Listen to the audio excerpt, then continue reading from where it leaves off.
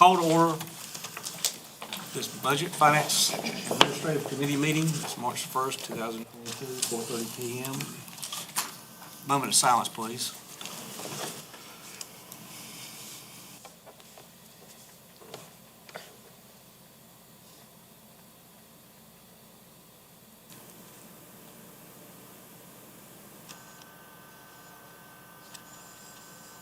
Mr. Root? Yes, sir. Father, good evening, and thank you for this time. I pray as we really get engaged in the budget that you give us guidance. As we spend our money, it reflects our values and our priorities. So I pray that the values and priorities of the county as a whole would be reflected as they filter through the council members, and you give them your wisdom. In your name I pray. Amen. Mr. Hart, will you please, sir?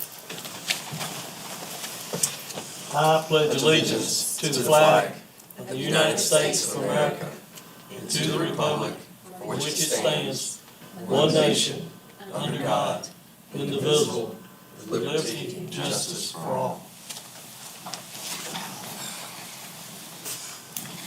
Is there a motion to approve the May 4th, 2021 minutes? Second. All in favor? Aye. Discussion item. Council consideration and approval of the fiscal 2022-23 strategic plan initiatives with preliminary budget estimates and possible funding sources. Ms. Brock? Yes, sir, Mr. Chairman, members of the Budget, Finance, and Administration Committee, thank you so much. I apologize for not getting the document in front of you to you quicker than today. We had some time crunch going on. I kind of doubted myself during the strategic planning retreat if I was capable of coming up with the costs associated with the initiatives and doing the report itself, but I did, lo and behold, with lots of help from staff. And if you wouldn't mind, I'd like for all of us just to kind of go through this initiative, and as Tier 1 and Tier 2, this is the same format as in previous years, so that we all have an understanding of what the council requests were, what the costs associated with those requests may be, and there are some items simply that may or may not change over time. If that's okay with you, Mr. Chairman? Sure. Much like we did the strategic planning retreat, please don't wait until the end to pose questions or have comment. I'm totally open for roundtable discussion when it comes to this, because you are our guiding light and voice when it comes to the creation of our budget. And we'd like to make sure that we address everything the council wishes us to address in the upcoming budget process without having to have a tax increase on our citizens. So this year was the first year we've ever had 5 Tier 1 strategic planning initiatives that all 5 council members voted to the affirmative on or brought up as a priority. And those Tier 1 initiatives are on the second page of the report in front of you. Just as a note, Mr. Morningstar does have the same copy, so he should be able to follow along with us, as well as your insert page for the cost estimates, and these are specific to certain items. So the roadway infrastructure as the first priority in the Tier 1 initiatives for council prioritization. So I gave a little bit of background here because currently we do maintain 660 miles of roadway.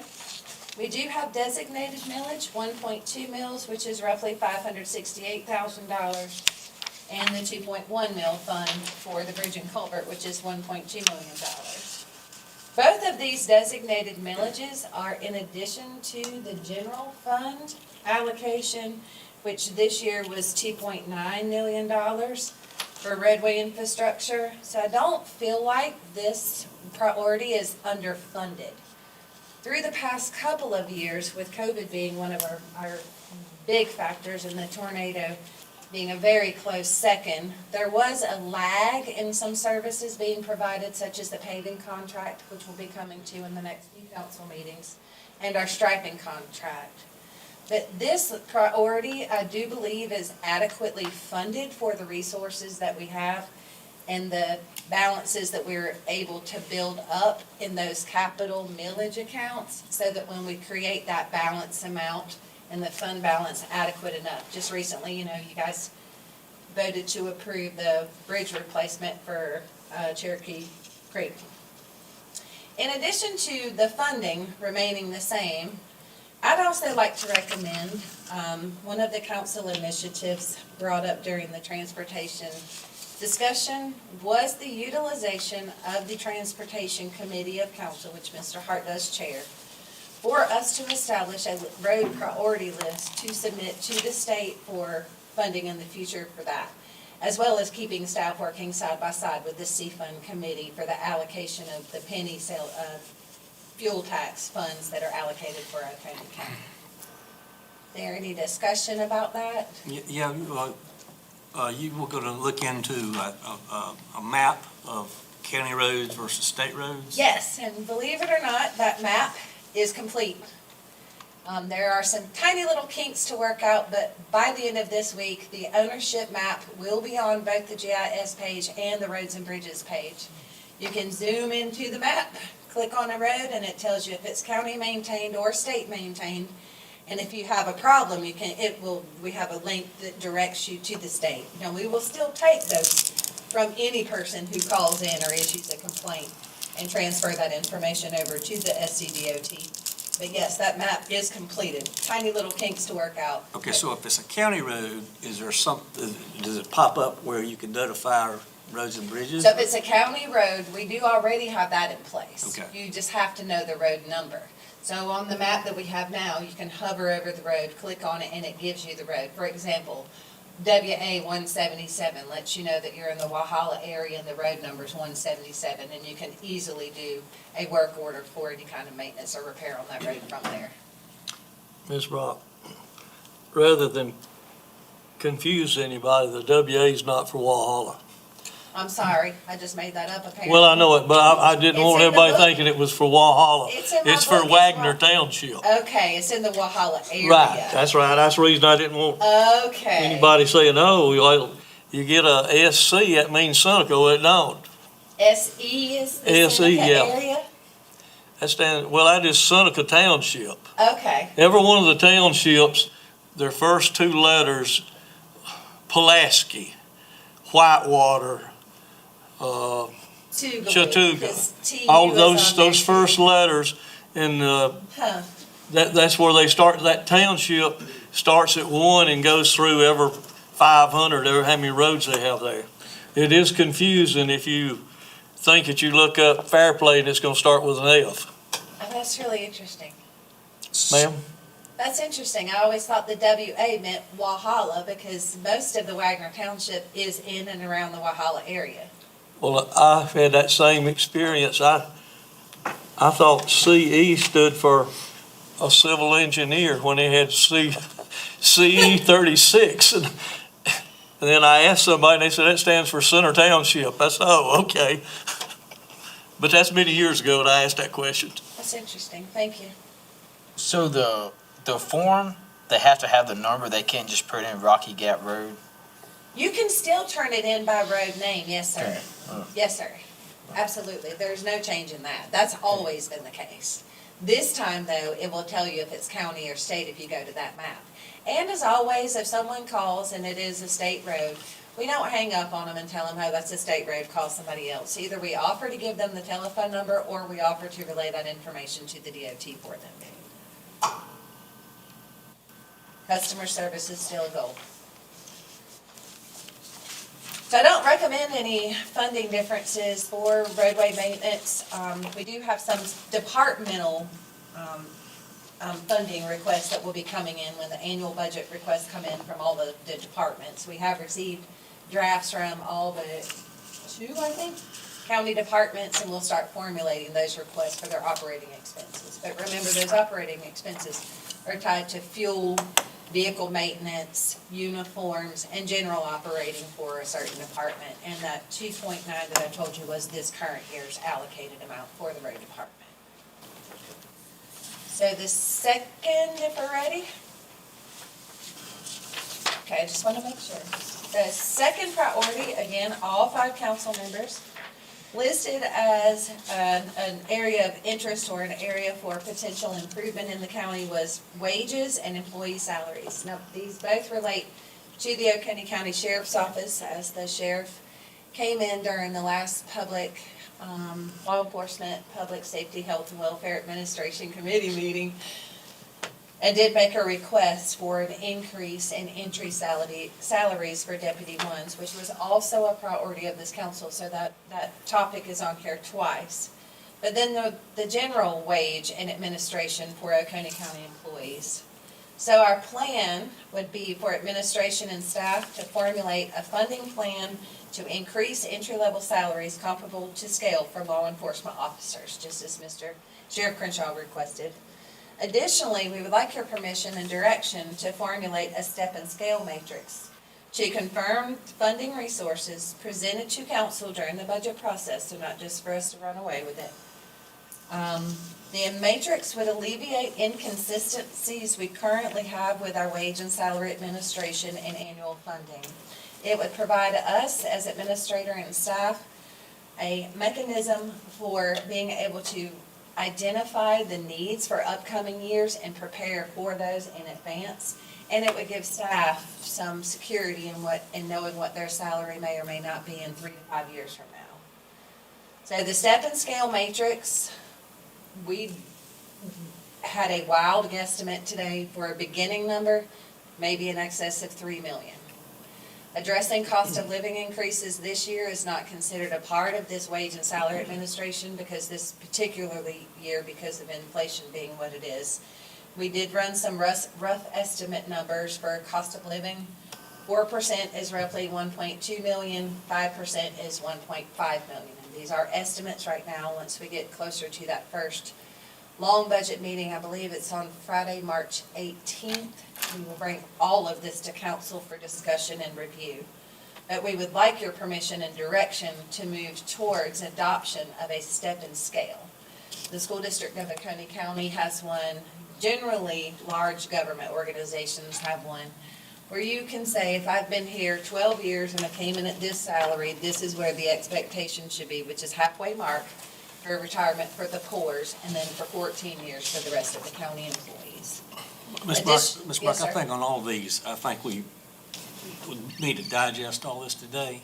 And Oh, then- yeah. And then further discuss it in the budget workshop or whatever, Sure. like March 18th. Sure. Okay. We just want to make sure anything that is on here that you don't want to discuss during that first budget workshop, we go ahead and cross off the list, so that we're not allocating staff resources on research for something that council may or may not want to do. What we could do in exchange with that even is for us to discuss these things and make sure this is still the direction and that our understanding was on point for that. So the step and scale matrix, one, would provide staff a way to consistently budget for future years and current year. And it would stop some of the up and down wage increases that we have seen over the past, I've been here 20 years. It has ranged anywhere from 6% to take furlough days. And of course, that could be changed annually by council. It's not an adoption for 20 years in a marriage that just can't end. It is just a place for a placeholder for a certain amount of funds, knowing that that allocation to staff would be a priority for council during that particular year's budget process. For the third, again, all 5 agreed upon, priority was the sewer expansion and sewer infrastructure expansion, particularly toward the 85 corridor, with a notation that the failing system countywide should be addressed in some manner, form, or fashion as well. Our priority plan here would be for us to, one, commit every single available effort to the current grant for Sewer South at exits 1 and 2. That is long overdue one, not anybody's fault. But we're getting close to the point where those bid documents are going out, and the county will need to be vigilant in being a partner in that for the completion of that project before the deadline for the EDA and the RIA. Yes, sir. For anybody that's interested on council, tomorrow at 11 o'clock, some of the people from Fairplay are going to the sewer authority, and they're going to get an update on what's going on by Mr. Chris Alizar. But it's at 11 o'clock tomorrow at the sewer authority, and most of it's going to be people from Fairplay that have significant businesses there that are wanting to know where we stand right now. Thank you, Mr. Hart. So one of the requests that we'll put, we do not have a budget number associated with this because it would be for the planning and permitting and engineering and evaluation, would be for us to go ahead and start on the process of evaluating necessary documents for us to move forward with Exit 4. Once those shovels get in the ground, we need to be prepared to have our documents in place and our plans in place and right-of-way acquisitions, if necessary, done for us to start moving on that final phase for Sewer South. Again, there's no dollar amount associated with that particular request. We probably do an RFP for that because of the nature of the project, and we would need to make sure that the sewer authority checked the box to ensure that whatever plan that we were making would be compliant with the infrastructure that they're doing now. Just as a side note for that. Chair. Yes, sir? Sorry to interrupt. No. Is there potential for grant funding? Yes, for- sir. Okay, Exit 4 Yes, sir. planning? That's Not what my not the side construction, note. but just even the planning, Engineering engineering. specifically, sometimes planning and permitting doesn't fall under regulatory for grant purposes, but typically engineering does. Okay. So that was my side note. There are potential grants out there. As you all know, the Build Back Better plan for the federal government, there's some Economic Development Administration at the federal level funding that may become available as early as May this year. And then again, the state of South Carolina through the Rural Infrastructure Authority or the Department of Commerce for those. We currently do have a fund balance in the Economic Development Fund, which would allow for any matching grant that would not have to be allocated out of the general fund if there was a grant match required for that. Last week, we discussed the need for brown good compactors, again, at the Law Enforcement, Public Health and Safety Welfare Administration Committee meeting. And it was the consensus of that committee for staff to investigate the cost associated with upgrading some of the main convenience centers for the ability to accept brown goods, which in other words is furniture. If you'll look on the handout sheet, this is the first item. On your handout sheet, that was a separate form from your report. Our estimated cost is the very first one, the solid waste improvements. At this point, we have only identified one convenience center that we're capable of installing a brown goods compactor at, simply because of the land mass that we have to work with. And we are landlocked at several of the centers. And that is main convenience center number 8, which is Five Forks, which is surrounded by county-owned property. Mr. Steele provided a estimated compactor unit request price at $60,000. We all know what happened this year from budget to actual when it came to purchase. So these numbers, again, are estimates. And we would estimate that we would need 3 containers to switch out for those to happen. That cost is $121,000. It doesn't seem like that would be an enormous amount for us to absorb into the solid waste budget, should we be able to cut funding from some other resource or request that came through. Again, we will be presenting all of this back on March 18th at that 9 a.m. budget meeting.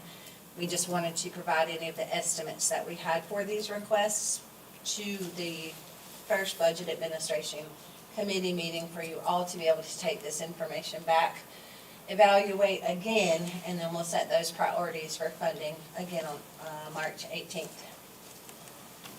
And the final Tier 1 priority, again, all 5 members of council recognize the progress made in Utica and urge staff to continue on. This is one of those items where we can't put a price tag on quality. I don't have an estimate for what measures or matters would be handled in the upcoming budget year. You all know that we had 3 specific, one was a land purchase in the Seneca Rail site this current year. And then one was the previous year where we purchased the Pageant Street property. And we will just have to find a way. One of the things that we wouldn't ask council to do is continue to urge staff to participate in any community resiliency opportunities and to continue to investigate ways for improvement.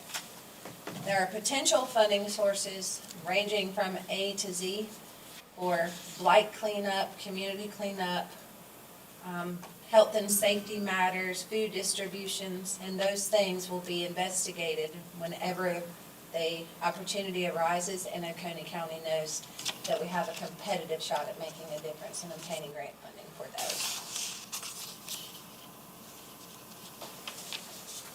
Maybe before you leave, we'll get you on what kind of equipment was it? Excavator. Okay, we'll get you on one of those again. Knock something down. Okay, as we approach the tier 2 priorities, these priorities were identified by at least 2 council members. There are only 2 items in the tier 2. One was the addition of the sheriff's deputies for the sheriff's office. That goes back again to that public safety. You'll look on your handout sheet again. The second item on your handout sheet, and these are estimates again, the salary and benefits for administration, safety equipment, and vehicle cost. So the upfront, salary and benefits is on the third line. Safety equipment and clothing, and then the vehicle cost. The vehicle cost, if you'll note, is a little bit higher than the estimate for the code enforcement officer, and that's because we have to put the cages and safety equipment for the transportation of detainees into those vehicles and the light bars. So the addition of the 3 deputies, Sheriff Crenshaw again, when he came in and requested the entry level salary to be increased to $47,800, I believe it was, or $48,000. I thought it was 40, from 37.5. Oh, $37,800. Or was one of the numbers and then 40. Thank you so much. What'd y'all say? I'm sorry. You said 37 or 40? I think it's 37.5 or 37.8, and he requested to go to 40. That's correct. That's the state average, isn't it? And the state average, I believe, is 37,844. I will confirm that. And I misspoke on that. Thank you for catching that. So the addition of 3 deputies was council administration recommendation and a priority, as well as a request from the sheriff in his current year budget. There are other requests for staffing associated with the sheriff's office. Those include the 911 dispatch and the detention center as well. All requests will be brought back to council for consideration and direction during that March 18th budget meeting.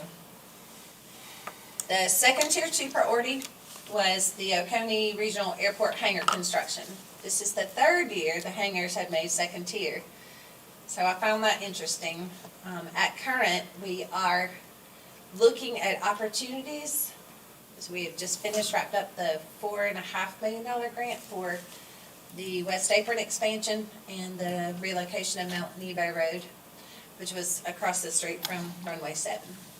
For any potential construction site, we will need very likely to work with consultants for us to find a suitable location that both the South Carolina Aeronautics Commission and the FAA will approve for construction. As you all know, on the east end of the runway toward where the Clemson hangar is, there's a significant drop-off on our property, and that's just not going to be feasible for construction because the efficiency of land mobilization equipment for that purpose, I believe, would be more expensive than any anticipated revenue for at least a 10-year period. So we will work with our consultants upon council approval for that. There may be some cost associated, just keep it in your mind.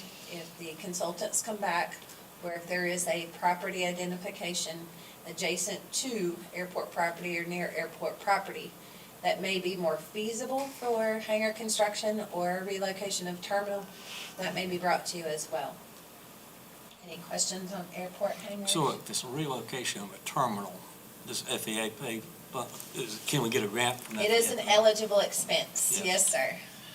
Typically, the FAA now, ours is very interesting, specifically because our terminal building, apron space, and fuel farm are so close together that we're an old school model, that if we were to construct anything now, it may be required that we move one or all.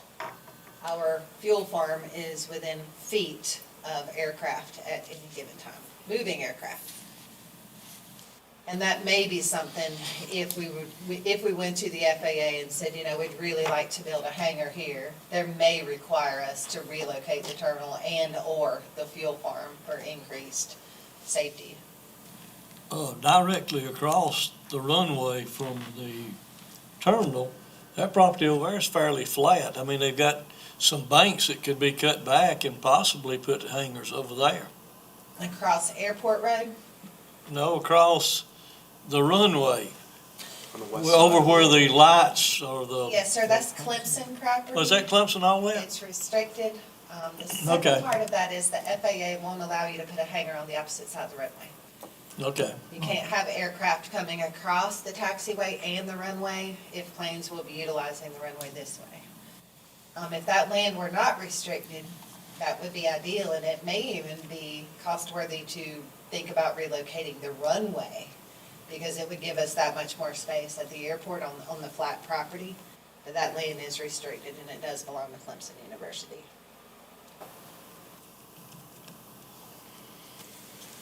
And the final tier 2 is the expansion of broadband. Mr. Root, would you like to give them the great news? It's a little bit premature to give the bad right now. Okay, we can tell you. So the recommendation here, whoops, is for council, obviously, to give us direction and available staff resource permission for us to continue to work with any provider of broadband connectivity in the upstate area here in Oconee County. There is more than one provider. We've had a couple of small providers reach out to us, and they have not presented specific requests for expansion of services, but should that time come, you will be hearing from them as well. Tier 3 priorities. Now, these are the ones typically only one council member brought up as a priority, even though several of these were discussed during the strategic planning meeting, so I don't want to think that only one person brought it up. Typically, if someone brought it up, and you all know this because you were here, you were the participants, that one matter may be brought up and then discussed for a few minutes, but these weren't things that at the end of the day, we put the brown star beside on our sticky sheets. So our first tier 3 here, Mr. Hart, I believe you're winning the race here with the 4th year in a row for the Fair Play School demolition. Hangers made 3 years in a row. The Fair Play School demolition did make the 4th year. So the caveat here, and we all know this, is the county doesn't own the property. Now, there are some possibilities for us to work with the Fair IQ Center and/or the school district of Oconee County, being the previous owner, for us to help them find a resolution.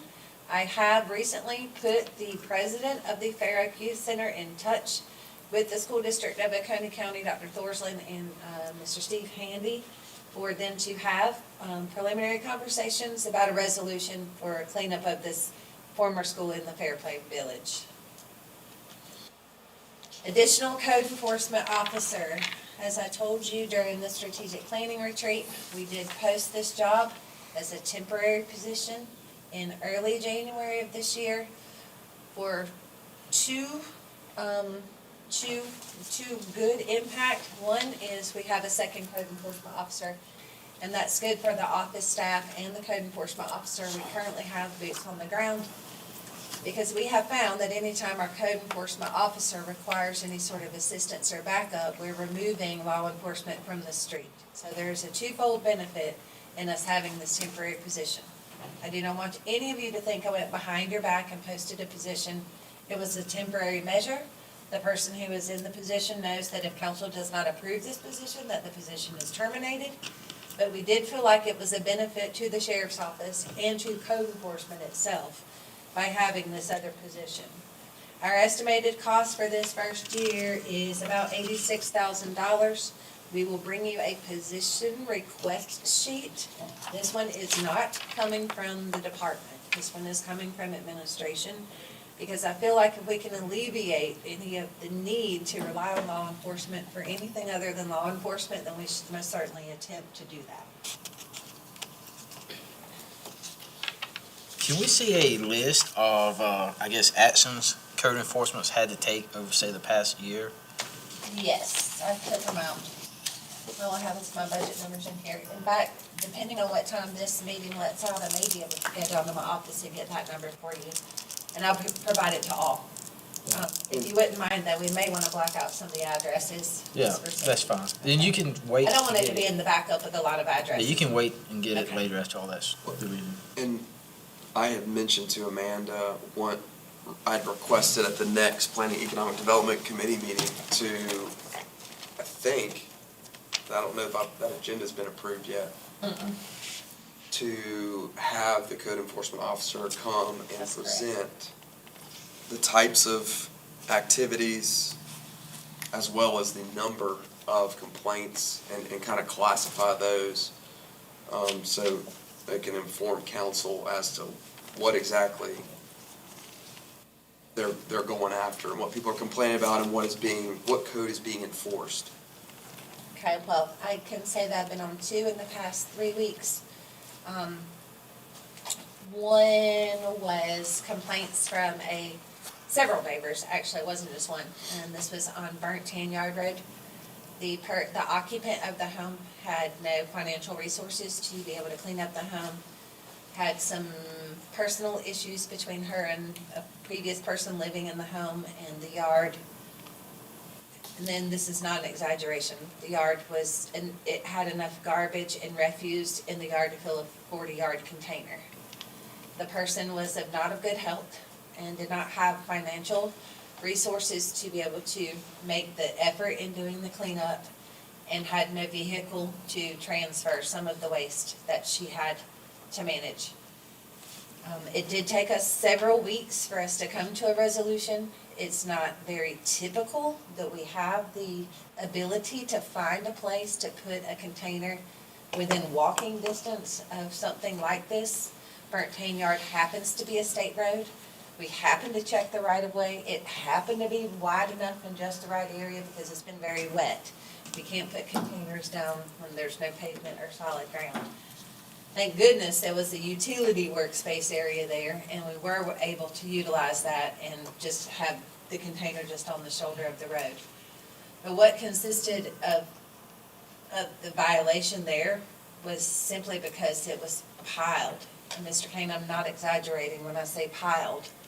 In and around the house, there was a camper at some point that must have been utilized, but the camper apparently was no longer of camping use to them any longer, and it appeared to have maybe burned, and then they used the frame of the camper to try to transport some of the items that had been building up over a period of time. And most of the time, when we look at code enforcement, and I'll let Gabe speak to your committee when that time comes, but any of the times that I've been out for code enforcement, it's generally to help the person who has no ability to provide that sort of, it's an impossibility, and it's a sense of hopelessness for that resident. And it's an eyesore and a point of anger for other people in the areas. Specifically this one, there was a house directly across the street, and I'm not talking about $1-million houses. There was just simply a house across the street. And the couple that lived there had worked their whole lives. They maintained their yard, the flowers were blooming, their driveway's edged. And to see what was going on across the street, and not to mention the smells, the potential for rodents, in the summertime, the potential for snakes or other things. Typically, when we do something, it's a community help. It's not just a punitive thing. You may have to threaten, and I'm sure Gabe has had to, if you don't let us help you, or if you don't clean this up. And normally it's not anything like cutting your grass or your door's too blue. Typically, it's a community issue that isn't just driven by one factor. And I think that 90% of the times, and this time, we went and spoke with all the neighbors and told them that we were attempting to do what we could to help. All of them had a spot in their heart of kindness about it. Nobody said, well, they need to be fined or they need to get in trouble. Most of the neighbors in this specific case were like, it's great, they're getting some help. So I would like for Gabe to come on, your meeting's on the 15th, I believe? Yes. So we can go over what some of those cases look like. But the 2 I have been on, those have been the circumstances. there's been change of circumstance in their lives and things are no longer able to be controlled in a manner in which they were in the past. And once it gets to a certain point, it may seem impossible for them to be able to do that cleanup on their own. And we're simply not talking about a few trash bags. Yeah. That ties in to county-wide blight control. Just over the weekend, I did some quick Google searches into our neighboring counties and some counties in different parts of South Carolina, but I tried to stick to South Carolina since the laws are throughout the state and not just to our county. What we'd really like to do is start looking at other models for blight control, and if that means for us to look at other government plans so that we can have a criteria form, a funding mechanism, and what expectations are for long-term results.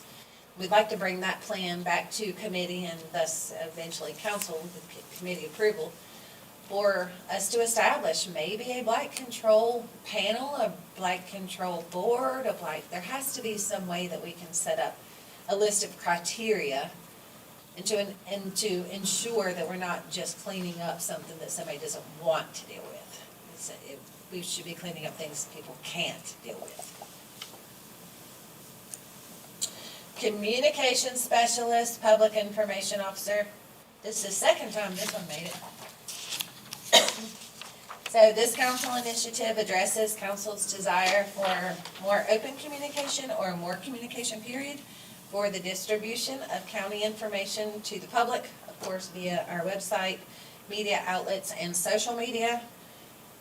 If council does approve this, again, the cost associated with it is an estimate. I believe it is roughly $63,000. That does include necessary supplies for that person to develop an office of communication.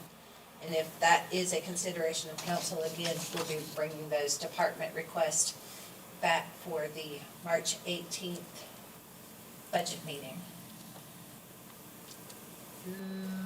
Comment, question on that one? I thought pause. So Shaw-Ram County Park Master Plan. This one can totally be funded through the PRT designated millage and or A-tax. As you all know, we had a large expansion at Shaw-Ram County Park 2 years ago. Last year, we saw our users go up in excess of 100% over the previous years. And it's time for us to start working on a plan for the usability of those extra acres down at the bottom of the park. This discussion also included, and so does the park middle budget request, a request for an additional park ranger there since the park is now open year-round and not closed seasonally any longer. Am I going too fast? Greenway Development Plan. As you all know, there's $75,000 in the current year's budget for the development of a Greenway Development Plan. Our request is simply for us to utilize that $75,000 encumbered before June 30th, 2022, for us to be able to work on that plan as it was approved in this current year's budget by our current council. The reason we have not done that, as I said in strategic planning retreat, is that this is something I wanted the planning department, economic development, and PRT to work very closely together on, because those are the three areas of Oconee County that would be most greatly impacted by such, and those are our three fields of expertise that could provide the information back for that plan to the benefit of Oconee County. And now that we do have a planning director, we are short an economic development director, as you know. But I do believe we have enough between the human resources that we have for us to go ahead and at least issue that RFP for that for the current year. Mr. Kay. Yeah, I was gonna say, and I forwarded an email I received to Amanda. That was last week? Yes. We got notice from the grant partners, City of Clemson, Clemson University, Town of Pendleton, that the grant that this council approved, or the grant, I don't know what we call it. The funding, the $300,000 not to exceed number in matching funds, that grant application was not funded, so that is no longer an opportunity for the county to work with them on that particular grant, that EDA grant for tourism. Hopefully there'll be more in the future, but that was what I was told, sort of a unicorn in the grant world for engineered drawings and all that for greenways. So anyway, just wanted council to be aware of that. Mr. K, can you clarify also if we'd gotten the grant, I mean, 15 million was thrown out, where that money would come from? Yeah, it's, so not to exceed 300,000 was 20% match of, up to $1.5 million total expenditure, 80% of which would have been funded by the federal grant with a local Oconee County match of 300,000, representing 20%. And, you know, there are other grants out there for construction of these greenways that are also 80-20 matches. So the federal government, through their, taxing of South Carolina with the other states that they tax, presumably the larger states, fair share is coming into that more so than South Carolina's. Say New York, California, Florida, their funding that flows into the federal government is redistributed through grants back out, and anybody can apply for it. And so that would have been an 80%, or I shouldn't say would have been. We still have the opportunity to apply for those grants as well. They're build grants, and within that program are Tiger, U.S. Department of Transportation Tiger grants that fund up to 100% of a project if it's in a distressed area. But I think the minimum match is an 80% match federal and 20% local. So it wouldn't have been 30 million or 15 million, to do this. If it was $10 million to construct this 15 miles in Oconee County, it would have cost Oconee County the 300,000, I guess, for the plan, to develop the plans, and then another $2 million to construct if it was a $10 million total outlay. Or less if we got a 100% grant. Or be zero, or just pay the 300,000 for the engineering. Right. So, I mean, it's, these are not unique in this state or this country. There's a lot of these going on, and it's, sort of an arms race in terms of, bringing tourism in and diversifying your economy, so that you continue to focus on tourism as well as manufacturing and agriculture. But anyway, yeah. Thank you for clearing that up, because there was a lot of misinformation that Yeah. went out, so thank you. The good news is Route 11, for the first 5 or 6 miles, have painted bikes on the side where they increased the roadway by 4 or 5 feet from I-85 up to South Union Fire Department. They got bicycles painted on the road. They got barriers, plus they got signs pointing which way to ride your bicycle, all the way to I-85 and back. Maybe they'll continue all the way up. I think when they do the next paving job, they'll widen and it'll continue. That'd be super if it is. Yeah. If you're down next to You said they had 85, a look at it, barrier? they've already painted it. And you said they had a barrier? They have the Is it like bump, cats? bump, bump, bump barrier. Okay, cat's eyes or something? Well, that doesn't Better exactly than stop a car from hitting a bicycle. I mean, in this route that was proposed under this greenway, and I don't want to belabor this, I know we got other things covered. On Shiloh Road, I think about roughly 2 years ago, a gentleman was killed riding his bike on Shiloh.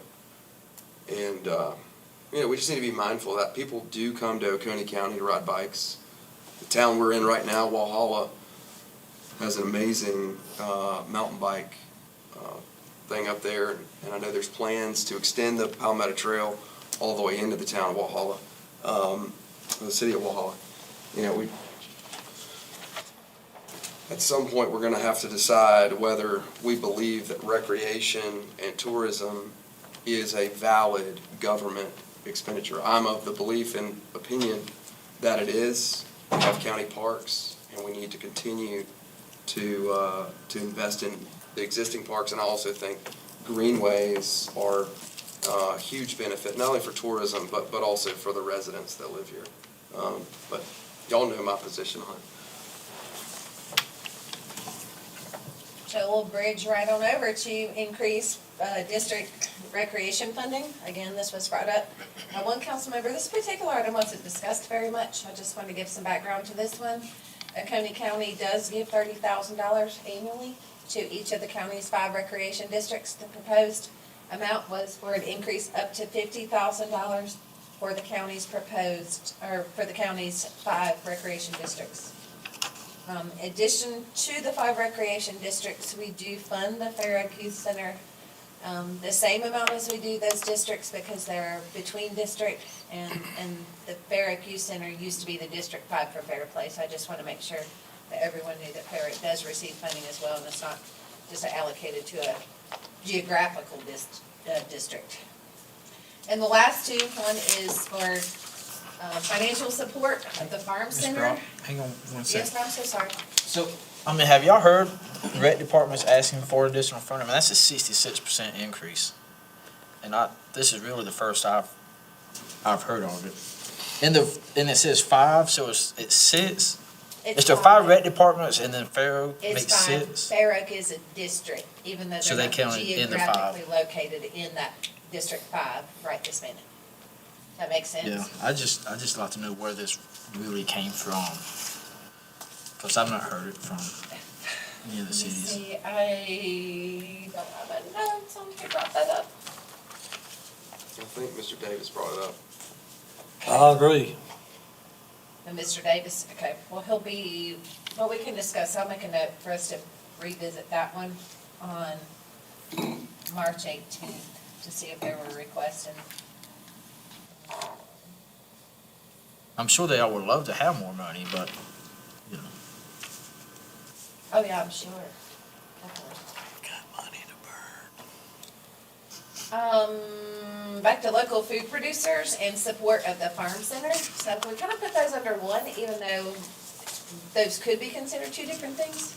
So there is a movement for food insecurity movements and a distribution center for food goods, for lack of a better word. Multiple use food goods, not just fresh fruits and vegetables. So if y'all want to split this out for 2 different items, totally agree with it. But if you want to leave it the same, totally agree with that as well. So the original request or mention for support of the Farm Center was at $150,000 annually. The Farm Center does have the Foothills Agricultural Resource Market, farmers market on Saturdays, and they do supply food. Local food grower groups have sprung up and I think will continue to work together in a collaborative effort to address some food insecurities here in Oconee County, both for young, old, and there may be a target market that I heard of today for the addressing of elderly food insecurities. So there's to be some opportunities for Oconee County to participate and learn more about food insecurities and how the county can provide resources to those who are food insecure. I heard a statistic this morning that I wanted to bring to you. I don't know if it's true for this year, but 2 years ago, Oconee County ranked number 3 in the nation for hungry elders. Number 3 in the nation. So food insecurity is real. It is something that typically wouldn't come across government plates as far as council of governments. It is typically either in healthcare or elder care, but I think as those things begin to change their ways of managing and addressing the needs of their own institutions, that there may be some opportunities here for Oconee County to contribute in a really positive way and help with some food insecurities that we know exist here in Oconee County. I got a question. Yes, sir. This farmer's market they have on Saturday, do we charge on those vendors, or is that free come, free go? Mr. Hart, we do not charge any of the vendors. As you know, we have a lease agreement with the farm, the Foothills Agricultural Research Market Board. If they charge for those, the revenue is seen by that division. It is not county-run, operated, or managed. You saying they do not charge, is that what you're saying? Yes, sir. I said we don't. No, If they okay. do, I'm unaware of it. Okay. I don't know. I heard one or two of the vendors talking about making $700 on Saturdays, and I just wondered if they went to Pickens to the flea market, if they get to sell their goods over there for nothing. I'm not sure that those booths or tables are free. I'd be happy to ask and bring that back for the March 18th discussion if you feel like that's relevant. I don't mind asking a bit. But that is managed and operated by the farm center, not by Oconee. Well, if they're getting money somewhere, why are we gonna throw out taxpayers' money to support them? That was just one of the things that was brought up as a council initiative. Yes, ma'am, I heard it when we was there, and when I heard it, I thought, good gosh, what else can they figure to spend money on? Mr. Chairman.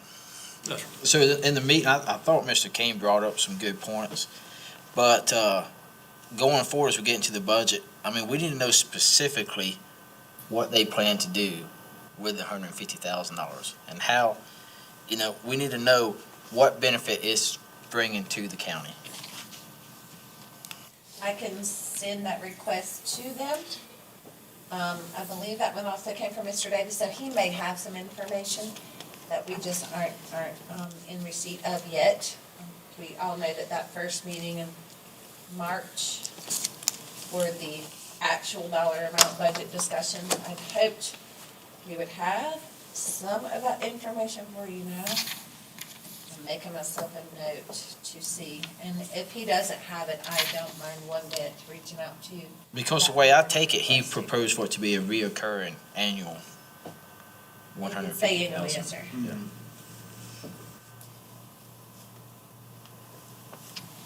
And last but not least, Golden Corner Commerce Park site improvements. Again, this was two different initiative discussions. We did put it under one. One was for mass grading and in-park infrastructure improvement. That infrastructure improvement, as you all know, we do have a pump station there on the site. We do have a roadway leading into the site, but the development of the internal park itself has not been completed, and we do not have a master plan for that park for it. So as we move forward, again, this is something that the economic development millage could cover. This is what that economic development millage is for. And we would like to have the opportunity to bring back the potential for us to look into grant funding for economic development funding for this. I'm sorry, I missed somebody. I don't want to Sorry. interrupt you, but there was a plan for this, Golden Corners. It had a road that made a D shape around it. Yes, Had sir. different section or different, let's say, different lots that were subdivided for, different industries. I mean, there is a plan. You have to go back in the archives to find it, but there is a plan on I this. have a plan from 2010, but it's a conceptual plan. It's not an elevated plan. When I say that we need an elevated plan, and you know this, I mean, for us to do any sort of true infrastructure, if we're gonna put a tractor on the ground, we're gonna have to be able to shoot elevations and do some mass grading for that site development. I shouldn't have said a master plan, because we do have the conceptual plans, but they're simply drawings. They're not detailed engineering plans. Thank you for that. So, I mentioned this to Morgan Holcomb, who is our marketing manager in the OEA office, and as you know, we relocated the OEA staff to Pine Street so that they can have all the resources that they need available at their fingertips and not feel left out while they have no economic development director in office. And within the snap of a finger, Morgan, 4 days, Morgan brought back to me a great opportunity for the infrastructure improvements. So we know that there's some grant availability out there. This grant is due, I believe, the end of April, so we will be going for that grant for us to start working on plans for Golden Corner. And that was the final allocation request on the council priorities. There any other matters we need to discuss going into budget aside from the priorities? Are there anything related to any of these priorities that we can bring you back for further information, further documentation? Mr. Durham, I did make a note of specific benefits to Oconee County with the farm center funding. Yeah, I think we have data for most of the stuff. I mean, the wages and the salary for county staff and the sheriff's department, solid waste improvements, but we just need to make sure we know what we're getting for the money we're spending. Oh, correct. So the salary and wage administration chart, Liddell and I have been working on 18 months. We play with it, we mess with it, and I shouldn't have said play. We toggle numbers. Because in order for us to be able to say that we can do this, we have to be able to say that we can do this sustainably. I can bring you a plan for 1 year that you could approve and then not have a plan for the next year, and that would be irresponsible and short-sighted. And I'm certainly not gonna put any of you in that position. So as we go through and look at our staffing numbers and our entry-level pay grades, the sheriff, made his point with the 40,000 requests, the 37,500, 37,844 being the state average. We have diligently looked at every position, what its starting pay is, what the functions of that position is, what the responsibilities to the public are, and how we're serving. As we talked about in the strategic plan, Oconee County does not create a product. We are your product. Customer service is our product. Service is our product. We do make rock, and we do fix roads and bridges, and we do assess taxes. But we help people file appeals, and if we're gonna have someone in the assessor's office or the auditor's office working on behalf of a taxpayer, helping them lower their taxes, that service is worth paying them for. And I'm not saying, I didn't pick on those two departments for those being underpaid, but we have worked diligently, and will be providing our request to you long in advance of the March 18th meeting, so that you all can get comfortable with what we're looking at, and it's not like we did today, going over something with estimated numbers. What we want you to do is make sure, one, that what we presented to you as your priorities are in fact in line with what your thoughts and initiatives were, and two, give you an idea of what we think it's gonna take to accomplish those priorities. And that cost estimate will come to you during that first budget meeting. On Sewer South, Yes, sir. I mentioned that we need to get the supply lines to the main trunk line. What is the process of doing that? Are we gonna, when the main line gets in, we're gonna hire an engineering firm to design the web to get it to the main trunk line, or where we at? I know that people are waiting on exit 2 and exit 1 for sewer. So if I understood it correctly, and that's why I'm glad we're talking about this, Mr. Hart, is that there was a direction for us to go ahead and start the engineering for the exit 4 basin. Is that not correct? Yes, ma'am. But our prior conversations, you told me that the county's always been at exit 1 was their priority to start with. So that's what the grant is. That's the current grant. It's going to exits 1 and 2. That's, okay, that's what I'm asking. Where Okay, are we at So when you say on, going to the supply lines, do you mean individual lines to individual properties? well, no, well, not necessarily, but it's all gonna tie in. It could be a secondary line. It's gonna come from, let's say, the top of the hill of Route 11 to I-85 to the main trunk line, and then you'll have your individuals that'll tie into that secondary line. So the secondary line, and you need to ask Chris this, you said you were going tomorrow at 11? Yes, ma'am. Can you go speak with Chris tomorrow? Mhm. That secondary line has to come after exit 4 if we're gonna loop back in.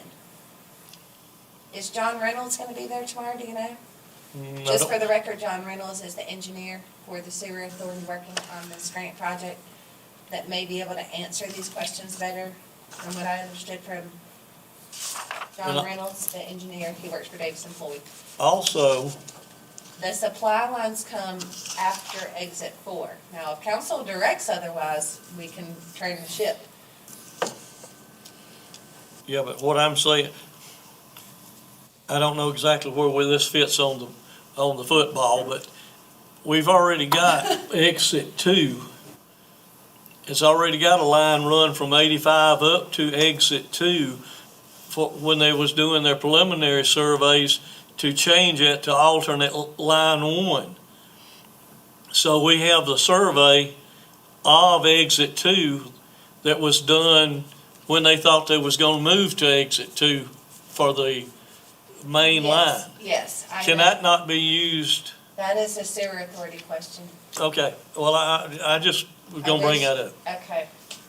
If I could go tomorrow, let me see. It's possible I can swing tomorrow. I'll call you in the morning and let you know. Okay, But that's a John Reynolds and Sewer Authority. And as far as county funding, yeah, council votes on it and says, Amanda and staff, we really wanna fund these connector lines before we start on exit 4. All you gotta do is say aye. As long as 3 ayes happen, then that's exactly what we're gonna do. If you say we wanna work on this, the continuous loop line at exit 2 simultaneously doing engineering for exit 4, 3 people say aye, that's exactly what we're gonna be doing. Now, for answer engineering questions, I'm not your girl, and I'm sorry, I wish I was. well, For if John sewer is, infrastructure specifically. if John happens to be there tomorrow, I'll ask him about, And if The he's not, engineer. then ask Chris to call him or email him, and then he can forward that response back to us so that we'll know what it'll take. okay. I don't mind that one bit at all.